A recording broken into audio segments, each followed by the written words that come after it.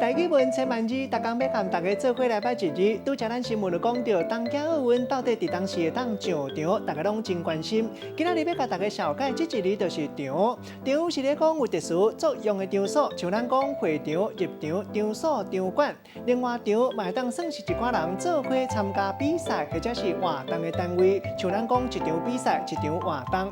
另外，文音读做墙，带大家做伙来小解两个词。头一个，咱做伙来看到读做出场，这是咧讲运动员或者是演艺人员上台比赛，或者是要表演。第二个词读做轮场，这个意思就是讲出场会紧张，会喘，会惊。咱用一句话来举例，甲这两个词夹做伙。比如讲，人咧讲出场就爱响，若是卖轮场，就成功一半咯。今仔日小解这一日场，另外一个音读做墙，提供予大家参考。